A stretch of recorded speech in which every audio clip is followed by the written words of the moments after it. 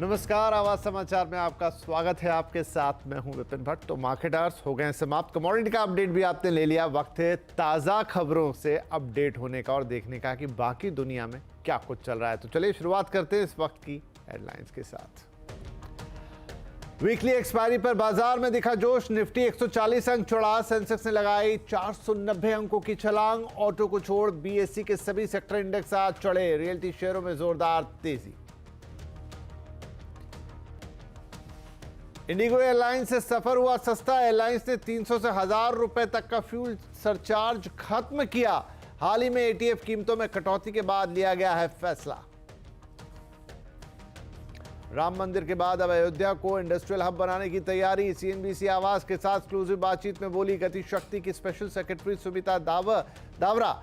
शहर के आसपास तैयार किया जा रहा है बड़ा इंफ्रास्ट्रक्चर।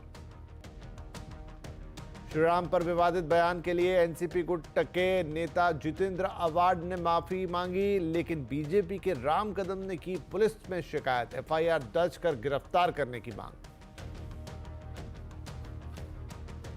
इनका मकसद है पूछताछ के बहाने केजरीवाल को बुला लो और उसे गिरफ्तार कर लो ताकि मैं लोकसभा चुनाव में प्रचार न कर पाऊं। ईडी के सामने पेश नहीं होने पर केजरीवाल का जवाब। बोले चुनाव प्रचार से रोकने के लिए गिरफ्तार करने की हो रही है कोशिश। इधर एलजी ने की मोहल्ला क्लिनिक में फर्जी टेस्ट के आरोपों की सीबीआई जांच की सिफारिश। वाइब्रेंट गुजरात समिट में मोदी की मेगा मीट। 10 जनवरी को ग्लोबल फिनटेक लीडर्स के साथ करेंगे बैठक। गूगल, अमेजॉन पे, नेस्डेक, वेल्स फार्गो, एसएनपी जैसी बड़ी कंपनियों को भेजा गया है निमंत्रण। तो खबरें आपके लिए हैं ढेर सारी, लेकिन सबसे पहले बात कर लेते हैं बाजार की, क्योंकि आज था वीकली एक्सपायरी का दिन। तो निफ्टी की वीकली एक्सपायरी के दिन बाजार का जोश भी हाई रहा। सेंसेक्स निफ्टी बढ़त के साथ बंद हुए और एक जो गिरावट का सिलसिला था वो थमता हुआ नजर आया। सेंसेक्स 491 अंक चढ़ा और 71,848 पर बंद हुआ। 141 पॉइंट की बढ़त के साथ निफ्टी भी 21,659 पर बंद होने में कामयाब रहा। ज्यादा डिटेल लेते हैं, हमारे साथ है हमारे सहयोगी सुमित मेहरोत्रा। तो सुमित, आज बाजार की एक्सपायरी, वीकली एक्सपायरी का दिन था। हमने देखा कि जो गिरावट थी उस पर ब्रेक लगा और एक रिवर्सल अपसाइड हमें आता हुआ दिखाई दिया। क्या मेजर रीजन, कारण रहे? देखिए, आज लगातार जो मार्केट में प्रेशर था, वीक साइड पे सेंटिमेंट था, उसका एक स्ट्रॉन्ग पुल बैक मार्केट ने दिखाया और एक अच्छी तेजी के साथ इंडिसेस बंद होते हुए दिखाई पड़े। ना केवल फ्रंट लाइन इंडेक्स बल्कि मिड कैप, स्मॉल कैप में जोरदार खरीदारी थी। निफ्टी बैंक जो कि अच्छी तेजी के साथ कामकाज कर रहा था। इनफैक्ट ऑटो को छोड़ दे तो सभी के सभी सेक्टर्स आज बढ़िया तेजी में ट्रेड करते हुए दिखाई पड़े। हैवी वेट रिलायंस अपने नए हाइस पर, एक अच्छी तेजी वहां पर आते हुए दिखाई पड़ी। एचडीएफसी बैंक का सपोर्ट था पूरे बैंक्स को। बजाज फाइनेंस, इंडसइंड बैंक, कुछ ऐसे नाम जो कि अच्छी तेजी में मार्केट को सपोर्ट प्रोवाइड करा रहे थे। और साथ ही साथ नेस्ले से स्टॉक भी लास्ट में डे हाई के आसपास जाके बंद होते हुए दिखाई पड़े। पूरी तरह से आज जो एक्शन था वो था रियल एस्टेट स्पेस में। करीब 6% ऊपर ये सेक्टर बंद हुआ और एक बढ़िया तेजी वहां पर आते हुए दिखाई पड़ी। राइट। तो सुमित, इस अच्छी तेजी के साथ स्टॉक स्पेसिफिक एक्शन कहां रहा? तो निफ्टी के टॉप गेनर्स की अगर बात किया तो बजाज फाइनेंस, जहां पर नंबर्स के बाद एक बढ़िया रिएक्शन आता हुआ दिखाई पड़ा। Q3 का अपडेट आया, 4.5% ऊपर रहा। एनटीपीसी 4% ऊपर, टाटा कंज्यूमर 3.5% ऊपर, ओएनजीसी 3% की तेजी यहां पर आते हुए दिखाई पड़ी। गिरने वाले शेयरों में डॉक्टर रेड्डीज लगातार तेजी का प्रॉफिट टेकिंग। बीपीसीएल 2% नीचे, एल&टी इन्फोटेक माइंडट्री करीब 2% नीचे और एचसीएल टेक 1.5% के आसपास की बिकवाली यहां आते हुए दिखाई पड़ी। इसके अलावा शोभा लिमिटेड मिड कैप के टॉप गेनर में शुमार था मोतीलाल ओसवाल की रिपोर्ट के बाद। सेंचुरी टेक्सटाइल 12.5% ऊपर रहा। डीसीएम श्रीराम 9.5% ऊपर। एमएमटीसी करीब 9% तेजी यहां आते हुए दिखाई पड़ी। गिरने वाले शेयरों में सिरमा एसजीएस में बिकवाली थी। वैभव ग्लोबल 3% नीचे। जेबी केमिकल और पीवीआर आनॉक्स करीब 2.5 से 3% के आसपास बिकवाली यहां आते हुए दिखाई पड़ी। रियल एस्टेट स्पेस आज स्टार था, तो शोभा 16.5%, मैक्रोटेक डेवलपर 9.5%, गोदरेज प्रॉपर्टीज 8% और डीएलएफ करीब 6.5% तेजी यहां पर आते हुए दिखाई पड़ी। जी सुमित, शुक्रिया। तो ये था मार्केट अपडेट, जहां आज एक अंतराल के बाद वापस से तेजी का मूड और हरे निशान में बाजार मजबूती के साथ हुआ बंद। प्राइम सिक्योरिटीज के मैनेजिंग डायरेक्टर एन जयकुमार का कहना है कि बाजार में बुल मार्केट काफी लंबा चल सकता है। उन्होंने कहा कि निवेशक गिरावट में खरीदारी करने के लिए करीब 25 से 30% कैश हमेशा अपने पास रखें।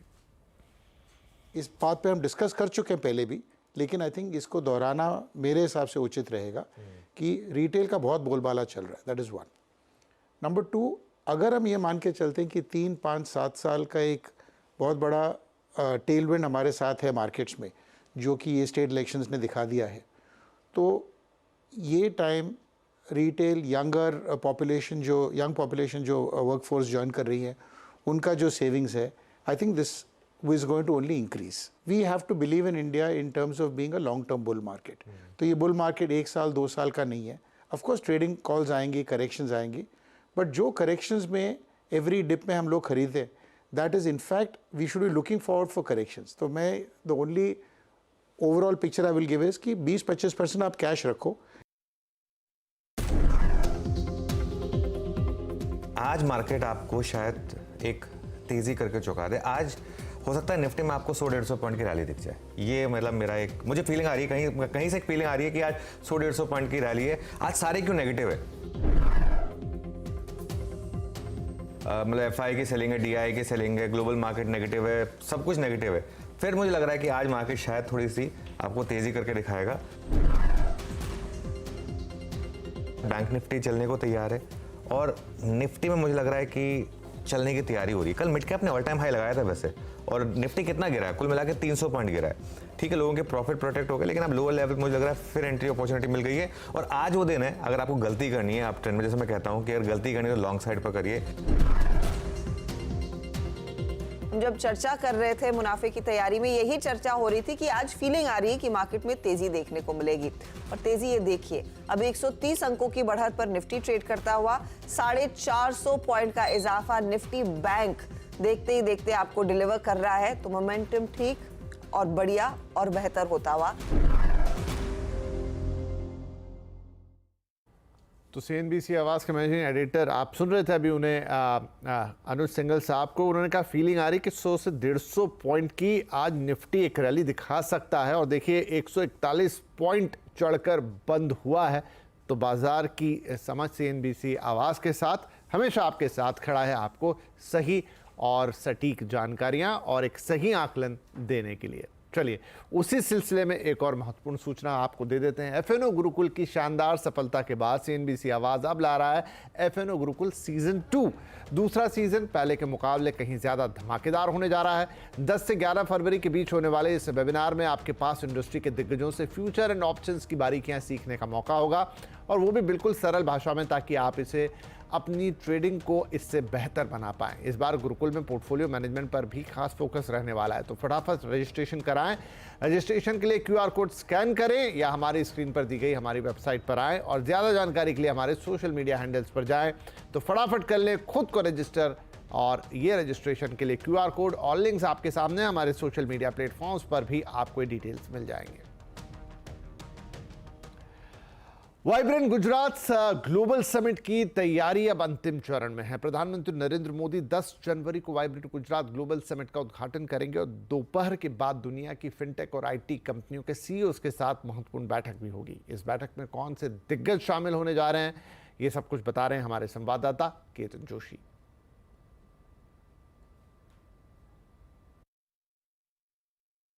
देखिए, वाइब्रेंट गुजरात ग्लोबल समिट का काउंटडाउन शुरू हो गया है, और जहां पर इस वक्त हम खड़े हैं वो महात्मा मंदिर के मुख्य हॉल में ही उद्घाटन समारोह होगा 10 तारीख के पहले हाफ में इसी जगह पर। लेकिन जो प्रधानमंत्री फिनटेक और IT कंपनी, जो ग्लोबल कंपनीज है, उनके CEOs के साथ जो बैठक करने वाले हैं, उनकी जगह होगी यहां से सिर्फ 6 किलोमीटर दूर गिफ्ट सिटी गांधीनगर में। गिफ्ट सिटी का जो क्लब है वहां पर प्रधानमंत्री मिलेंगे Google, IBM, New York stock exchange, Amazon पे, नेस्डेक, स्टोनेक्स, वेल्स फार्गो, S&P जैसी जो बड़ी कंपनियां हैं उनके CEOs के साथ बैठक करेंगे। और न केवल गुजरात के लिए लेकिन पूरे भारत में IT और फिनटेक के कितनी संभावना है, कितना नया निवेश आएगा, दोनों ओर चर्चा होगी। भारत सरकार अपना पक्ष रखेंगे, साथ ही साथ इन कंपनीज को यहाँ पर न्योता भी दिया जाएगा। तो हम कह सकते हैं कि जो पूरा गिफ्ट सिटी का जो लेआउट है, जो ब्लूप्रिंट है, वो धीरे धीरे अब साकारित होता दिख रहा है, और खुद प्रधानमंत्री इसकी अगुवाई करेंगे। सुबह 10 बजे है ये मुख्य समारोह चलेगा, जो कि 1:30-2 बजे तक रहेगा। फिर प्रधानमंत्री है वो इन बड़े CEOs के साथ और जो बड़े बड़े जो मेहमान अलग अलग राष्ट्रों से अध्यक्ष आएंगे उनके साथ भी वो बैठक करेंगे, लंच करेंगे और बाद में शाम 4 बजे के बाद ये पूरा का पूरा समारोह होगा जो 2 घंटे तक चलने वाला है। तो भारत के फिनटेक और आईटी क्षेत्र में बहुत सारी नई संभावना इस बैठक में होगी। तो हम कह सकते हैं कि जो पहला दिन रहेगा वाइब्रेंट समिट, ग्लोबल समिट 3 दिन चलने वाली है, लेकिन जो पहला दिन रहेगा वो काफी महत्वपूर्ण होगा। जी तो वाइब्रेंट गुजरात और उससे लगा हुआ वो फिनटेक समिट, काफ़ी कुछ हैपनिंग होने जा रहा है in terms of business Gujarat के अंदर आने वाले कुछ दिनों में। और चलिए अब बात कर लेते हैं आपके ट्रैवल की। अगर आप इंडिगो से फ्लाइट बुक करने जा रहे हैं तो आपके लिए एक अच्छी खबर है। इंडिगो की फ्लाइट आपको अब कुछ सस्ती पड़ सकती है। कैसे, बताने के लिए हमारे साथ है हमारे सहयोगी रोहन सिंह। रोहन, कुछ फ्यूल सरचार्जेस में यहाँ पर चेंजेस हुए हैं, अब कितनी सस्ती पड़ेगी इंडिगो की फ्लाइट? इंडिगो ने अपना जो फ्यूल सरचार्ज अक्टूबर में लगाया था, फेस्टिव सीजन से ठीक पहले लगाया था, उसको वापस लेने की घोषणा उसने की है। जब जिस वक्त ये सरचार्ज लगा था उससे पहले लगातार 3 बार जो है एटीएफ जो कीमतें हैं वो लगातार बढ़ रही थी, इसकी वजह से ये सरचार्ज लगाया गया था। लेकिन अगर पिछले कुछ समय में हमने देखें तो लगातार 3 बार जो है एटीएफ कीमतों में कटौती आई है। अभी जनवरी में 4%, उससे पहले 4 और 6% जो है नवंबर और दिसंबर में हमने देखा था कटौती करते हुए। तो उसके बाद से अब इंडिगो का कहना है कि इस डायनेमिक मार्केट को देखते हुए उन्होंने इस फ्यूल सरचार्ज को वापस लेने का फैसला किया है और तत्काल प्रभाव से यानी कि आज से ही ये जो नियम है वो लागू हो जाएगा। और चूंकि इंडिगो का जो मार्केट शेयर है वो 60% से ज़्यादा है, काफ़ी डोमिनेट पोजीशन है, तो जो सभी हवाई यात्री हैं उनको इसका जो है फ़ायदा मिलेगा, क्योंकि सबसे ज़्यादा जो फ्लाइट्स हैं वो इंडिगो की तरफ से ही आती हैं। और हालांकि इंडिगो ने आने वाले समय में क्या ये जो सरचार्ज है दोबारा से लगाया जा सकता है, नहीं तो उस पर उन्होंने ये कहा है कि जैसे जैसे मार्केट की स्थिति होगी, जिस तरह से एटीएफ की कीमतें होंगी, समय समय पर वो उस पर फैसला लेते रहेंगे। लेकिन फिलहाल 300 से लेकर 1000 रुपए तक की जो सरचार्ज लगाया था, दूरी के हिसाब से लगाया गया था, वो तो फिलहाल वापस हो ही गया है। तो थोड़ी सी कटौती आपको फ्लाइट्स में दिख सकती है। जी शुक्रिया। तो यहाँ पर इंडिगो का टिकट आप लेंगे तो 300 से 1000 रुपए का डिफरेंस फील करेंगे, क्योंकि अब फ्यूल सरचार्ज वहां से हट गया है। इधर ईडी के सामने पेश नहीं होने के बाद दिल्ली के मुख्यमंत्री अरविंद केजरीवाल ने आज एक प्रेस कॉन्फ्रेंस की, जिसमें उन्होंने कई सवालों के जवाब दिए हैं। उन्होंने ईडी के समन को गैरकानूनी बताते हुए जांच में सहयोग करने की बात कही है। केजरीवाल ने कहा है कि ईडी पूछताछ के बहाने उन्हें गिरफ्तार करना चाहती है, समन देकर उन्हें बदनाम करने की कोशिश हो रही है, उन्हें चुनाव प्रचार से रोकने के लिए गिरफ्तार करने की कोशिश हो रही है। उन्होंने बीजेपी पर आरोप लगाते हुए कहा कि जो इनकी पार्टी में नहीं जाता वो जेल जाता है। केजरीवाल ने कहा कि उनकी सबसे बड़ी ताकत ईमानदारी है। क्या मुझे एक गैर कानूनी समन का पालन करना चाहिए? अगर कानूनी रूप से सही समन आएगा तो मैं पूरा सहयोग करूंगा। लेकिन अब ये लोग ठीक लोकसभा चुनाव के 2 महीने पहले मुझे बुला रहे हैं, तो बीजेपी का मकसद कोई पूछताछ करना थोड़ी है। इनका मकसद है पूछताछ के बहाने केजरीवाल को बुला लो और उसे गिरफ्तार कर लो, ताकि मैं लोकसभा चुनाव में प्रचार ना कर पाऊं। शराब घोटाले के बाद दिल्ली में एक और बड़ा मुद्दा उठ गया है। दिल्ली के मोहल्ला क्लिनिक में लैब टेस्ट को लेकर एलजी वीके सक्सेना ने सीबीआई जांच की सिफारिश कर दी है। एलजी ऑफिस के मुताबिक दिल्ली सरकार की ओर से चलाए जा रहे मोहल्ला क्लिनिक में फर्जी मरीजों के नाम पर पैथोलॉजी और रेडियोलॉजी टेस्ट किए गए। अब इस मामले की सीबीआई जांच की सिफारिश की गई है। इसे लेकर बीजेपी ने केजरीवाल सरकार पर वार कर दिया है। तो क्या अरविंद केजरीवाल पर लटक रही है गिरफ्तारी की तलवार, और दिल्ली में एक के बाद एक घोटालों पर क्यों मचाएगा घमासान? आज आवाज अड्डा में इसी पर होगी बड़ी चर्चा। शाम 7:57 पर जरूर जुड़िएगा हमारे साथ। आज का आवाज अड्डा, समन पर सवाल, मुश्किल में केजरीवाल। आने वाले समय में अयोध्या सिर्फ एक धार्मिक स्थल बनकर नहीं रहेगा। अयोध्या के विकास में पीएम गतिशक्ति विभाग अहम भूमिका निभा रहा है। हमारे संवाददाता और इकोनॉमिक पॉलिसिएटर लक्ष्मण रॉय ने गतिशक्ति की स्पेशल सेक्रेटरी सुमिता दावरा से इस सिलसिले में लंबी बातचीत की। मैम, जिस तरीके का हम देख रहे हैं वहाँ पे बहुत तेजी से इंफ्रास्ट्रक्चर डेवलप हो रहा है। रेलवे स्टेशन रीडेवलपमेंट हुआ, इंटरनेशनल एयरपोर्ट आए, तो आपके विभाग की इसमें भूमिका कितनी अहम रही है? क्योंकि अलग अलग विभागों के बीच तालमेल बैठाना एक बड़ी चुनौती हमेशा से रही है। जी, जहाँ तक अयोध्या की बात है, यहाँ का जो इंफ्रास्ट्रक्चर डेवलपमेंट है वो गतिशक्ति के अंडर हमारी नेटवर्क प्लानिंग ग्रुप मीटिंग्स होती हैं, तो उसमें काफ़ी इंफ्रास्ट्रक्चर के वर्क्स हमने प्लान करे हैं। एक तो बहुत महत्वपूर्ण वर्क है बाईपास रोड अयोध्या का, ये 67 किलोमीटर, लगभग 67 किलोमीटर का एक बाईपास डेवलप हो रहा है, जो कि नेशनल हाईवे 27 के नॉर्थ और साउथ में सर्कल एक बाईपास बनेगा।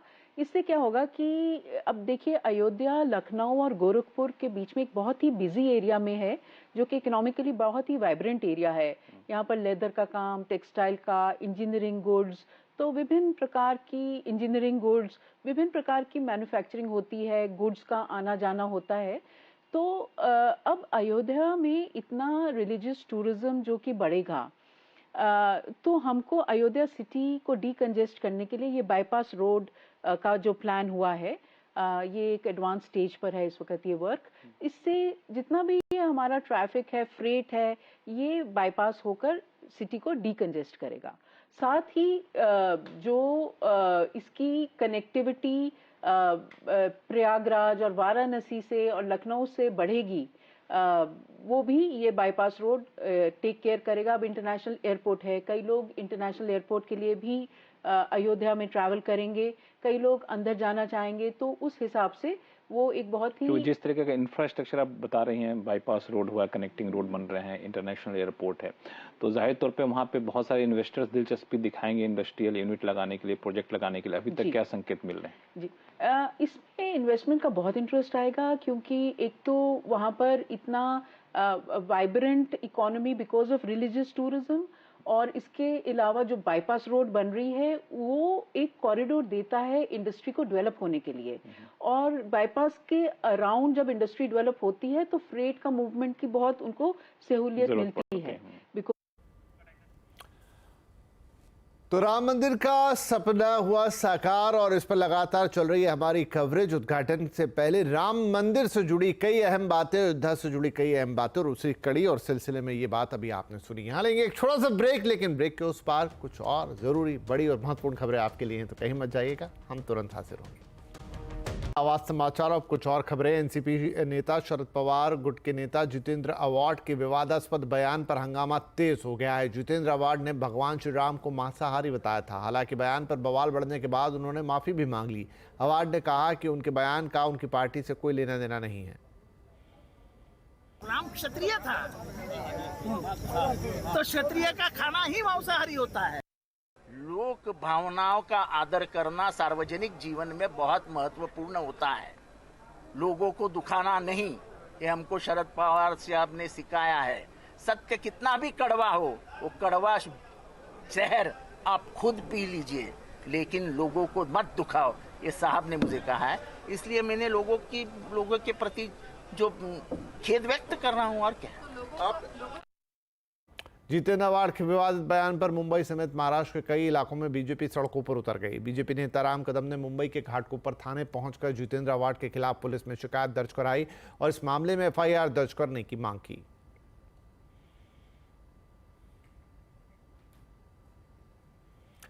हमारे सभी दर्शकों को हमें ये बताते हुए बेहद खुशी हो रही है कि आपका प्यार हमें सिर्फ टीवी ही नहीं बल्कि सोशल मीडिया पर भी भरपूर मिल रहा है, और यही कारण है कि सीएनबीसी आवाज़ के अब यूट्यूब पर 40 लाख से ज़्यादा सब्सक्राइबर्स हो गए हैं। इतना ही नहीं, इस मुकाम पर पहुंचने वाला आवाज़ पहला बिजनेस चैनल बन गया है। तो इस प्यार के लिए, इस विश्वास के लिए, इस भरोसे के लिए आपका तहे दिल से शुक्रिया, और आपका भरोसा ही हमारी असली पूंजी है। तो दर्शकों को बहुत बहुत धन्यवाद। 4 मिलियन यानी 40 लाख सब्सक्राइबर हमें देने के लिए यूट्यूब पर। प्रधानमंत्री नरेंद्र मोदी ने लक्षद्वीप के दौरे पर किसी आम टूरिस्ट की तरह लुत्फ उठाया है। आपको दिखाते हैं वहां की कुछ दिलचस्प तस्वीरें, जिसमें प्रधानमंत्री मोदी समुद्र के किनारे कुछ फुर्सत के पल बिता रहे हैं। तो उन्होंने अंदर डाइव भी किया, पैराडाइविंग भी की, और उन्होंने गोता भी लगाया, और उसकी भी कुछ तस्वीरें उन्होंने जारी की हैं। लक्षद्वीप पे गोताखोरी की भी, और पर्यटन के मूड में दिखाई दिए यहाँ पर प्रधानमंत्री मोदी। तो इस बुलेटिन में फिलहाल इतना ही, और आप खबरों पर अपडेट ले सकते हैं सीएनबीसी आवाज़ से जुड़े हमारे सोशल मीडिया हैंडल्स के जरिए। इसके अलावा आपको एक बात और बताने वाली है कि अब आने वाले बजट के लिए खास तौर पर हमारी सोशल मीडिया पेशकश हम आपके लिए लाए हैं, जिसका नाम है बजट ब्राउज़र। यहाँ पर आप देख सकते हैं आने वाले बजट से जुड़े स्पेशल कंटेंट जो आपको बजट के बारे में हर वो बात बताएंगे बजट आने से पहले जो आपके लिए जानना जरूरी है। तो जरूर विजिट कीजिएगा बजट ब्राउजर आवाज सोशल मीडिया प्लेटफॉर्म्स पर।